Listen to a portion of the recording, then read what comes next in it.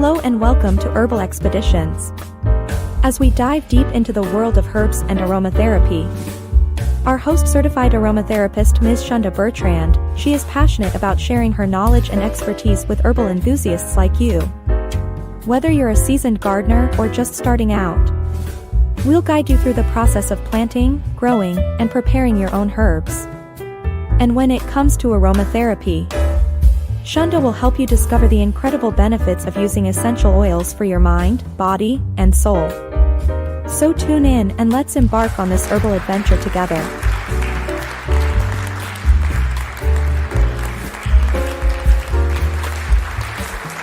Please join us in welcoming Ms. Shunda Bertrand as she enlightens us on aromatherapy and the wonders of the plant kingdom.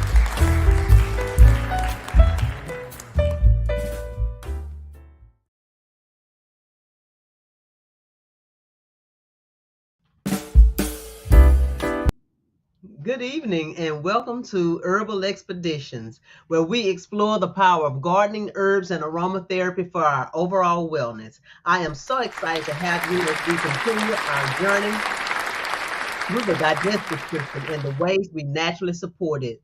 Last week, we focused on the upper digestive tract, which includes the mouth, esophagus, and stomach.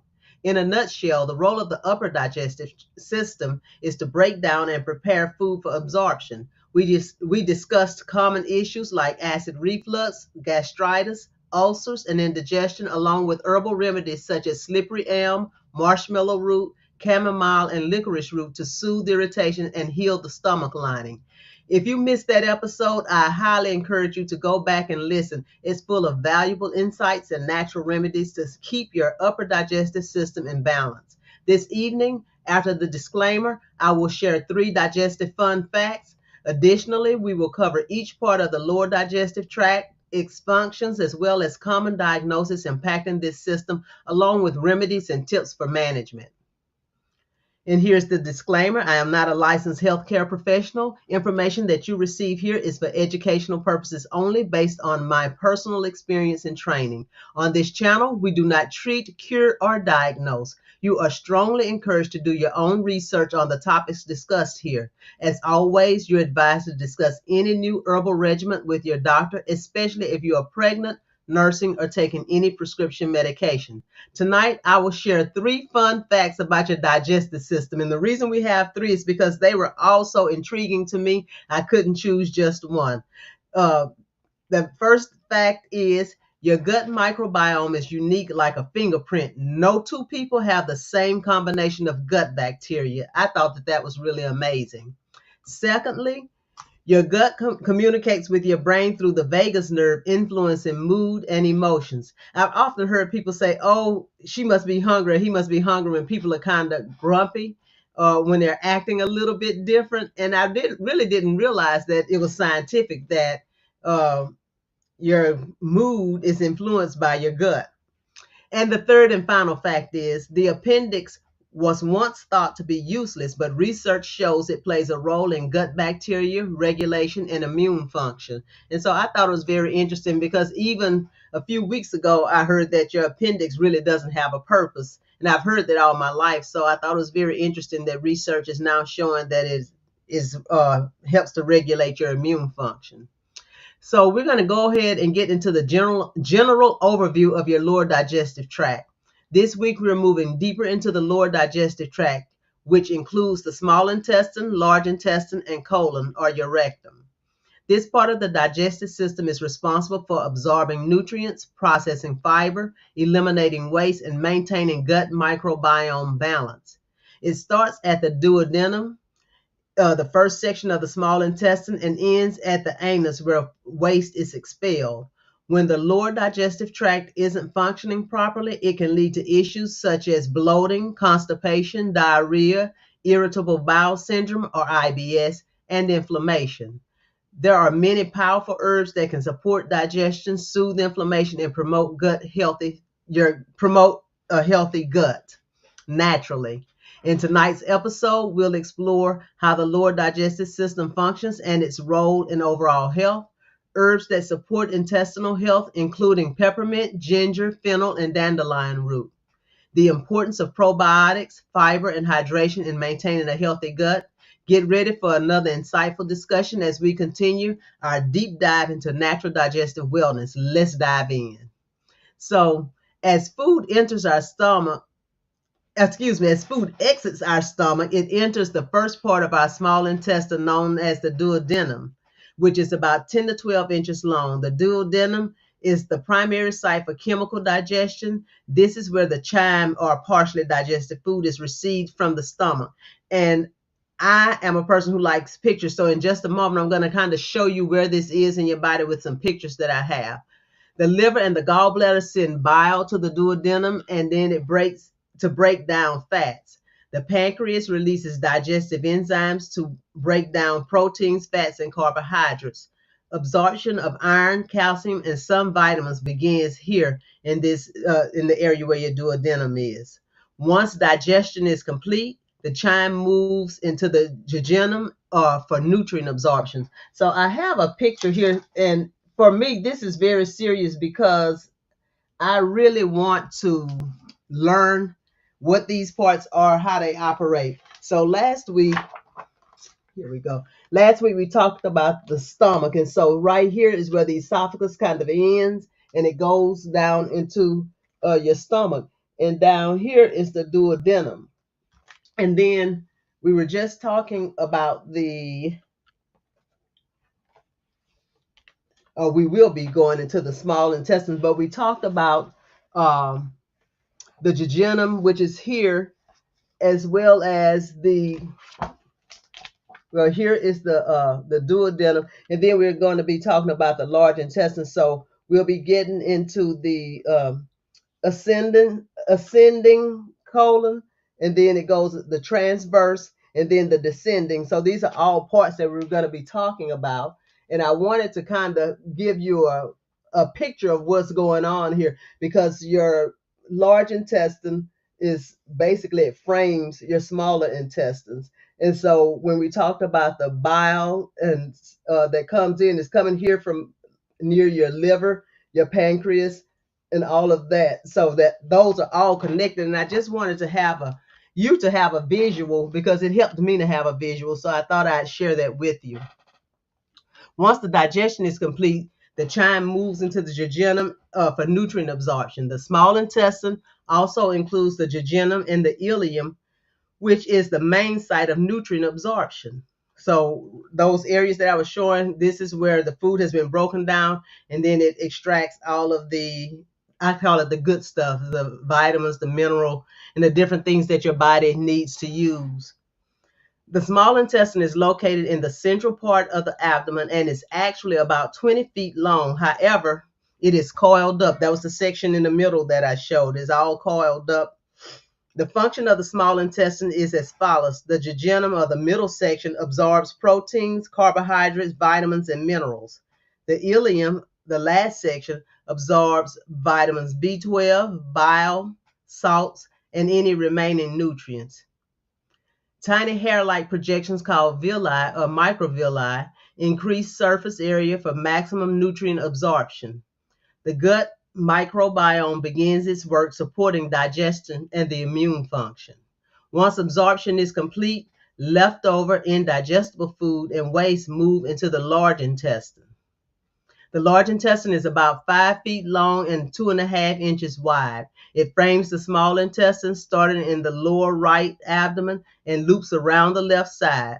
The large intestine is responsible for water and electrolyte absorption, formation of stool, the colon's gut bacteria, which breaks down fiber, and gas production. The large intestine has 4 main sections: the ascending colon, which absorbs water and electrolytes, the transverse colon, which further processes waste and compacts stool, the descending colon, which stores stool before elimination, and the sigmoid colon, which connects to the rectum and prepares waste for excretion. Once the stool is fully formed, it moves into the rectum for elimination. The rectum is the final stage site located at the end of the large intestine, just before the anus. It is about 6 inches long. The primary function of the anus is to temporarily store the stool. It also sends nerve signals to the brain when it's time to eliminate waste. The anus, which is about 1.5 inches long, and is the exit point for the waste or byproduct of food once it has completed the course. The anal sphincters are internal and external, control the release of stool. The process of elimination, called defecation, removes waste from the body. The lower digestive tract is critical for absorbing nutrients, maintaining hydration, and eliminating waste efficiently. A healthy gut ensures optimal digestion, prevents bloating, and supports overall well being. While all lower digestive issues are prevalent, these three conditions affect the largest number of people worldwide due to lifestyle, diet, and environmental factors. The first one is irritable bowel syndrome. It affects 10 to 15% of the global population, is prevalent in women and those who have high stress lifestyles. IBS is often triggered by diet, gut bacteria imbalances, and stress. Common irritable bowel syndrome symptoms include abdominal pain and cramping, alternating diarrhea and constipation, bloating and excessive gas, mucus in the stool. Some top herbal remedies for IBS include peppermint oil, which relaxes intestinal muscles, reducing spasms, chamomile tea, which soothes inflammation and relieves cramping, and fennel seeds, which reduce bloating and gas. To prevent or manage irritable bowel syndrome, it is advisable to follow a low FODMAP diet, which means avoiding fermentable carbs that trigger symptoms. Some examples of this are wheat, rye, legumes, leeks. So those are foods that you want to avoid if you're suffering with IBS.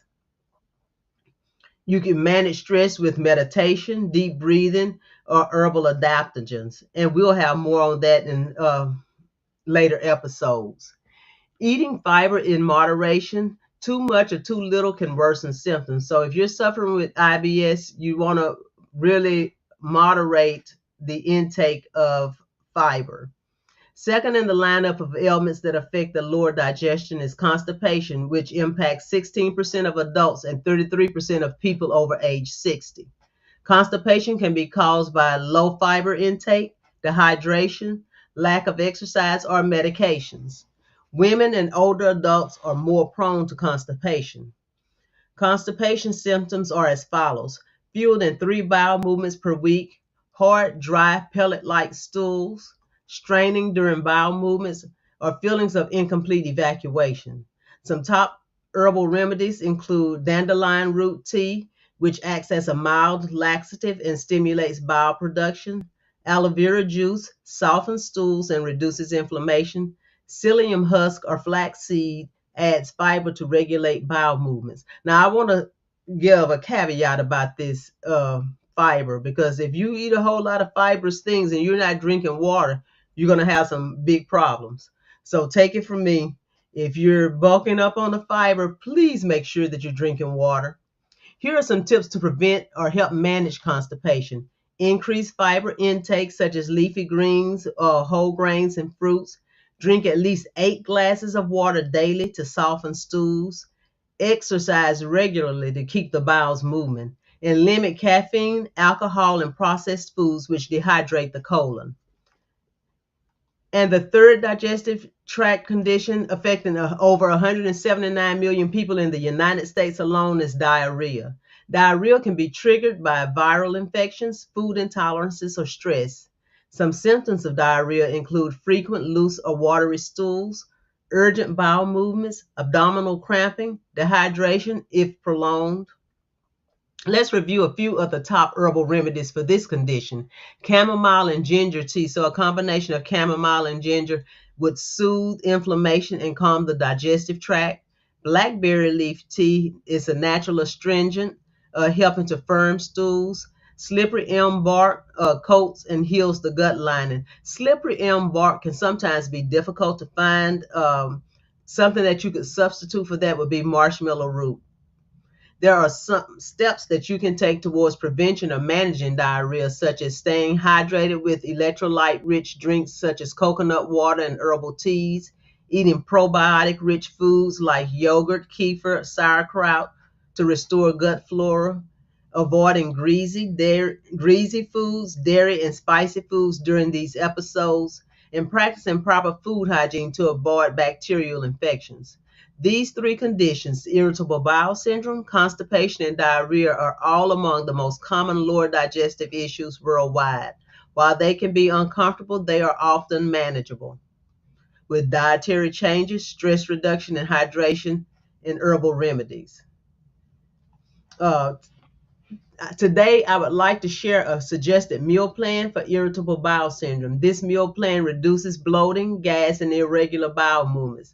For IBS, you may want to try oatmeal with chia seeds, banana slices, and almond butter for breakfast. A nice lunch would include grilled chicken with steamed carrots, zucchini, and quinoa. A snack, maybe a handful of walnuts and a nice cup of chamomile tea. For dinner, you may have baked salmon with roasted sweet potatoes and spinach. Dessert might include something like coconut yogurt with a drizzle of honey and blueberries. Some extra tips to manage irritable bowel syndrome: avoid garlic, onions, dairy, and high foods that are fermentable. Eating smaller meals more frequently. Drinking plenty of peppermint tea to calm digestion. Make a cold infusion sometimes using marshmallow root, because when you're using marshmallow root, slippery elm, you can powder those herbs and put them in water and let them sit overnight. That's the most effective way, and it makes a very mucilaginous gel. It's not quite a gel, it's a little bit looser than a gel, but it thickens up, and that is really good for coating your mucous line, and all the way from your esophagus down into your stomach. By combining herbal teas with gut-friendly meals, you can help restore digestive balance and reduce discomfort naturally. Listening to your body, avoiding trigger foods, and staying hydrated will make a huge difference. As we wrap up this episode of Herbal Expeditions, I hope you've gained valuable insight into how your lower digestive system functions, the common digestive conditions, and the herbal remedies that you can support your gut health naturally. Some key takeaways from tonight's episode: the lower digestive tract is essential for nutrient absorption, hydration, and waste elimination. Common issues like IBS, constipation, and diarrhea can often be managed with diet, lifestyle changes, and herbal remedies. Herbs like peppermint, ginger, fennel, and dandelion root support digestion, reduce inflammation, and promote gut balance. Simple daily habits, staying hydrated, eating fiber-rich foods, and drinking herbal teas can improve digestion naturally. Your next steps: if you liked today's episode and it resonated with you, I encourage you to try an herbal tea blend to support your digestion. Pay attention to your body's signals. Your gut health is directly connected to your overall well-being. Experiment with gut-friendly foods and probiotics to promote a balanced microbiome. Please stay connected. If you enjoyed this episode, be sure to follow Herbal Expeditions so that you don't miss upcoming discussions on digestion and aromatherapy. Not next week. Next week, we're going to take a break, but the week after, we'll continue our deep dive into the herbal wellness, exploring more ways to support your digestive system, liver health, and overall well-being. Let's keep the conversation going. I'd love to hear from you. What herbal remedies have worked for your digestion? Have you tried any of the herbs we've discussed today? Please share your thoughts and experiences. Until next time, take care of your gut, stay curious, and keep exploring the world of herbs. Subscribe and stay tuned. Don't forget to share this episode with anyone who might benefit from natural digestive support. Good night, and I'll see you next time.